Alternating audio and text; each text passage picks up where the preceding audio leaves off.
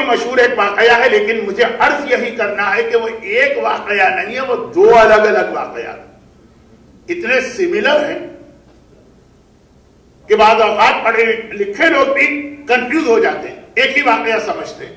حسین کی ولادت، جبرائیل کا آسمان سے نازل ہونا، راستے میں فطرس جس جزیرے میں ہے وہاں سے گزرنا۔ اب آج کی مجلس جو ویسے ہی بہت تاخیر سے شروع ہوئی، تو میں اتنے مشہور واقعے کے حوالے سے تفصیلات بتا کے وقت نہیں صرف کرنا چاہتا ہوں، براہ راست جو بات عرض کر رہا ہوں۔ لے کر آئے، بالوں پر ملے، اور وہ دوبارہ آسمان کی جانب پرواز کرتا چلا گیا۔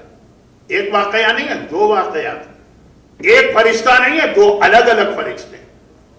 فطرس تو ہمارے ہاں مشہور ہو گیا، صحیح مشہور ہوا، لیکن ایک اور بھی فرشتہ، یہ بھی بالوں پر سے محروم، وہ بھی بالوں پر سے محروم۔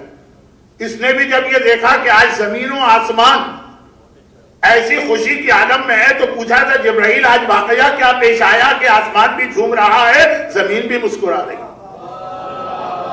جبرائیل نے اس کو بھی وہی جواب دیا، دوسرے فرشتے کو بھی جبرائیل نے یہی جواب دیا۔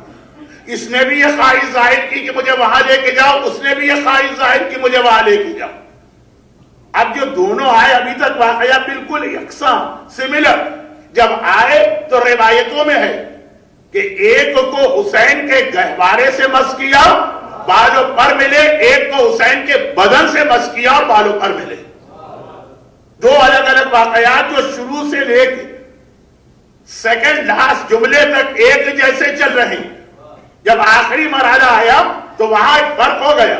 میں ناموں کی پیچیدگی میں آپ کو نہیں ڈالنا چاہتا ہوں، اس لیے میں نام بھی نہیں لے رہا، ایک فرشتہ اور دوسرا فرشتہ۔ ایک کو بدن سے مس کیا گیا تو بالوں پر ملے، ایک کو خالی گہوارے سے مس کیا گیا تو بالوں پر ملے۔ کوئی پیغام بھی اس میں سمجھ میں آ رہا؟ دونوں فرشتوں کے لیے ایک طریقہ کار کیوں اختیار نہیں کیا گیا؟ اس میں کوئی پیغام سمجھ میں آ رہا؟ جی ہاں، پیغام سمجھ میں آ رہا، اور وہ یہ ہے کہ اگر دونوں فرشتوں کو حسین کے جسم سے مس کر کے بالوں پر مل جاتے، تب بھی اعتراض کرنے والوں کے پاس اعتراض کا ایک موقع ہوتا، اور اگر دونوں کو گہوارے سے مس کر کے بالوں پر عطا کیے جاتے، تب بھی ہر چیز میں مین و میخ نکالنے والے اور کیڑے نکالنے والے وہاں پر بھی اعتراض کر سکتے تھے۔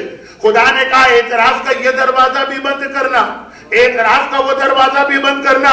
ایک دروازہ دشمن کھولے گا، ایک دروازہ سو کالڈ اپنے آپ کو حسینی کہنے والا کھولے گا۔ اب وہ ہے کیا اعتراض؟ آپ کے بھی سنے ہوئے ہیں بہت زیادہ، کہ اگر یہ کہا جاتا کہ گہوارے سے مس کرو دونوں کو گہوارے سے مس کرو، تب بھی ایک اعتراض ہوتا، جسم سے مس کرو تب بھی ایک اعتراض ہوتا، گہوارے سے مس کرو تو کیا اعتراض ہوتا؟ بھائی دشمن کا ذہن رکھ کے سوچئے گا، اپنا مومن ذہن تھوڑی دیر کے لیے پردہ ڈال دیجئے، دشمن کا ذہن کیا اعتراض ہوتا؟ اعتراض اگر دونوں کو گہوارے سے مس کیا جاتا اور وہ بالوں پر حاصل کرتے تو اعتراض کرنے والا اعتراض کرتا، حسین میں کوئی خصوصیت نہیں، خصوصیت گہوارے میں، خصوصیت اس لکڑی میں ہے۔ اور پھر کیا آگے چیزیں بن جاتی ہیں؟ بہت مختصر سا واقعہ بھی سمجھ لیجیے۔ حیدرآباد دکن کے بھی کچھ مومنین اس مجلس میں ہیں، اگرچہ بہت کم ہیں لیکن ہیں۔ حیدرآباد دکن کی ایک مجلس کا واقعہ، ممبر کی تاریخ پہ آج تک سب سے بڑا جو خطیب آیا، اردو ممبر، کہا جاتا ہے کہ شمس العلماء مولانا سبط حسن صاحب علی اللہ مقامہ، ممبر کی تاریخ میں، اردو ممبر میں ان سے بڑا خطیب آج تک کوئی نہیں آیا۔ اور صاحبان علم کو پتا کہ بعد کے علماء ذاکری کے جو نکات یا نکات بیان کرتے ہیں وہ سارے یا اکثریت اس میں مولانا سبط حسن صاحب ہی کی ہے۔ حیدرآباد دکن میں مجلس پڑھ رہے ہیں اور سامنے نظام حیدرآباد بیٹھے، اور ایک مرتبہ بیان ہو گیا جنگ خندق، اور یہ کہ میرا مولا چلا اور پیغمبر نے علی کو جاتا دیکھا اور کہا کہ برز الایمان کل الی الکفر کل ایمان، کل کفر کے مقابلے میں جا رہا۔ تو ایک بار نظام نے ہاتھ اٹھا کے ایک اعتراض کیا کہ ٹھہرو مولانا، ایک بات تو بتاؤ، کیا مسلمان اس وقت بھی اتنے غریب تھے؟ یا اللہ کے رسول کے پاس ایسا بھی نہ تھا کہ اپنے بھائی کو، اپنے داماد کو، اپنے وارث کو ایک گھوڑا دے دیتے؟ عمر ابن عبدود گھوڑے پہ سوار ہو کے آیا. ہر تاریخ میں پڑھا آپ نے نا کہ ایڑ لگائی اور خندق کو کراس کیا. اب یہ سوال یہ کہ خندق کیسے اس نے کراس کر لی؟ کہ ایک جگہ خندق تنگ تھی، یہ تنگ کیسے رہ گئی؟ اللہ کے رسول کی نگرانی میں خندق کھودی گئی ہے. پیغمبر نے کہا تھا کہ اتنی چوڑائی اس کی ہونا چاہیے. وہ کون تنگ دل یا تنگ نظر تھا کہ جس نے ایک جگہ کوئی گڑبڑ کر دی؟ لیکن خیر وہ میرا موضوع نہیں ہے.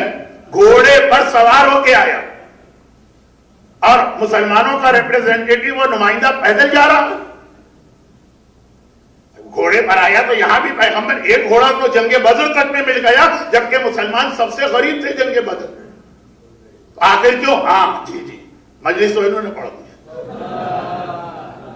کہ ایک مرتبہ مولانا نے وہی برجستہ جواب دیا کہ آپ کو کیا پتا مسلمانوں کے بارے میں؟ اگر اللہ کے رسول یہ کہتے، گھوڑے پر علی کو بٹھا کے کہتے کل ایمان جا رہا، مسلمان کہہ دیتے کہ پتہ نہیں چل رہا ہے کہ علی کو کہہ رہے ہیں کہ گھوڑے کو کہہ رہے ہیں.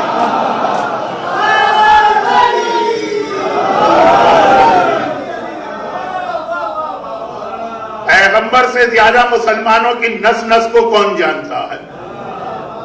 کوئی کہنے والا کہہ دیتا وہ علی کو تھوڑی کہا گیا، گھوڑے کو کہا گیا کل ایمان جا رہا ہے. بھائی گھوڑے کے بارے میں یہ جملہ تو مشہور ہو گیا نا مسلمانوں میں. خیبر کی لڑائی میں خلا صاحب واپس آ گئے، مسلمانوں نے کہا وہ نہیں آئے، گھوڑا بھاگ کے آیا تھا. وہ بیچارے کیا کرتے، وہ تو گھوڑے پہ بیٹھے تھے، جہاں گھوڑا گیا وہاں وہ بھی چلے گا. تو اب یہ جو مولانا نے جواب دیا نا، یہ جواب اپنی جگہ پہ بہت مکمل جواب ہے. اگر آپ یہ غور کریں کہ آگے چل کر خیبر کے حوالے سے ایسی ہی ایک حدیث بنائی گئی ہے خیبر کے حوالے سے. اب خیبر کو مرحلہ ہے کہ جہاں پہ دشمنان اہل بیت کے پاس کوئی جواب نہیں مل رہا اس بات کا. خندق میں تو علی گئے تھے نا، خیبر میں تو دوسرے بھی گئے تھے. سب واپس آئے. پیغمبر نے جب یہ کہا اوتین رایت غدن رجلا کرارا غیر فرا، پوری رات لوگوں کو نیند نہیں آئی. علی گئے خیبر فتح کر کے آئے. کیونکہ میرا موضوع بہت بڑا ہو گیا ہے اور ایک وقت میں مجھے بات ختم کرنا تو سمیٹ رہا ہوں، ورنہ آپ حضرات جس دلچسپی سے مجلس کا یہ حصہ سن رہے ہیں، ابھی تو دوسرا حصہ بھی آنے والا ہے. خیر جس دلچسپی سے سن رہے ہیں تو خطیب کا بھی دل چاہتا پڑھے جاؤ، لیکن نہیں، جو اصل مقصد ہے اس کو بھی ذہن میں رکھنا ہے. تو علی گئے اور آئے. معلوم ہے کیا روایت بنائی گئی کہ ساری رات مسلمان علم کے لیے تڑپے. ہر ایک کو معلوم ساری رات جاگے. وہ شب بیداری الگ تھی، آپ کی شب بیداری الگ. لیکن روایت کیا بنا دی گئی ہے؟ اب روایت یہ بنائی گئی ہے کہ اس لیے علم کے لیے ہر مسلمان تڑپ رہا تھا کہ یہ علم میرا انداز نہیں ہے، اس لیے میں نام نہیں لوں گا، لیکن مجمع ایسا سمجھدار ہے کہ نام لیے بغیر سمجھ جائیں گے. ماں کی بات کون نہیں سمجھے گا. کہا کہ یہ علم اماں کی چادر یا اوڑھنی سے بنایا گیا تھا.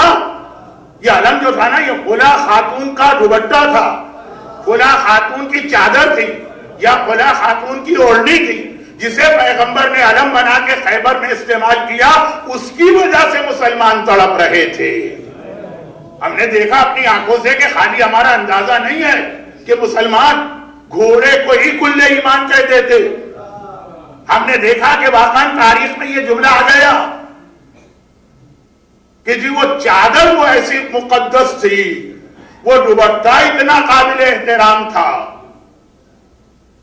کہ جس کی وجہ سے ہر ایک کو تڑپ تھی، ورنہ خیبر کے علم میں اور کوئی خصوصیت نہیں ہے. تو اب اگر خالی گہوارے سے مس کر کے بالوں پر ملتے تو گہوارے کی بھی خصوصیت آ جاتی کہ بھئی یہ درخت جس سے یہ گہوارہ بنایا گیا، فلاں صاحب نے اپنے بچپنے میں کبھی یہ بویا تھا، ان کے ہاتھوں کی برکت سے ایسا قابل احترام درخت بن گیا کہ جب اس کی لکڑی سے گہوارہ بنا تو بالوں پر ملے. حسین کے اس گہوارے میں لیٹنے کی وجہ سے نہیں، فلاں صحابی کے یہ درخت بونے کی وجہ سے. تو اس اعتبار اچھا. اور بات ذرا آگے بڑھتی، اب بات آگے بڑھتی.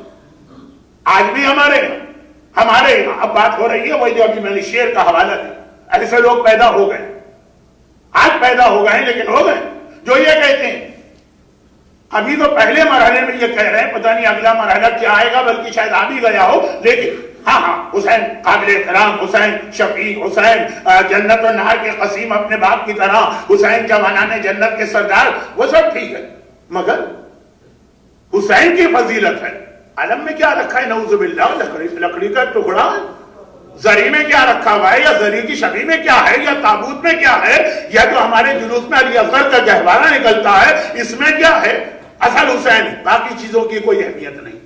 یہ ہماری قوم میں کہا جا رہا ہے، غیر تو فتوے دیتے ہی تھے، لیکن اب اپنے نوجوان اور ان میں سے بعض کم علمی کے باوجود ممبر پہ آ جاتے ہیں تو یہی چیزیں ممبر سے بھی آ جاتی ہیں کہ خالی لکڑی کا ایک ٹکڑا ہے، علم کا احترام ضروری نہیں ہے، تابوت کا احترام ضروری نہیں ہے، گہوارے کا احترام ضروری نہیں ہے، زری کا احترام ضروری نہیں ہے۔ تو وہ جو فرشتوں میں سے ایک کا واقعہ بتا رہا ہے کہ جو چیز حسین سے منسوب ہو جائے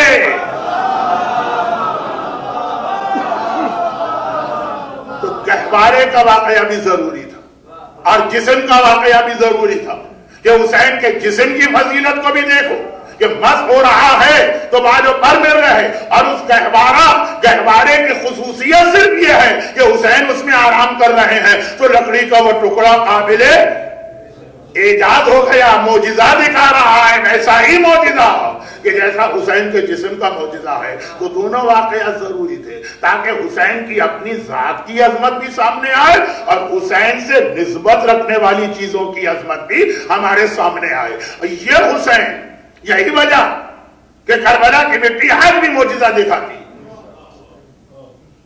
اگر یہ اطلاع مجھے ملی کہ اس شہر کے اندر کسی جگہ پہ مجلس کے درمیان ایک معجزہ ابھی ہوا تو خصوصیت یہی بتائی جا رہی کہ اس زری کے اندر جو کپڑا تھا اس کا ایک ٹکڑا لا کے تابوت میں رکھا گیا، کپڑا جو خالی مس ہو رہا ہے زری سے، زری کے بھی نیچے آقا حسین ہیں، لیکن جس طرح ولادت کے وقت اس فرشتے کو گہوارے سے برکتیں ملی اور معجزہ ملا، آج بھی جو چیز حسین کے نام سے منسوب ہو رہی ہے، چاہے وہ زری ہو، چاہے وہ تابوت ہو، چاہے وہ علم ہو، چاہے وہ کپڑے کا ٹکڑا ہو، چاہے روزے پہ لہرایا جانے والا علم ہو۔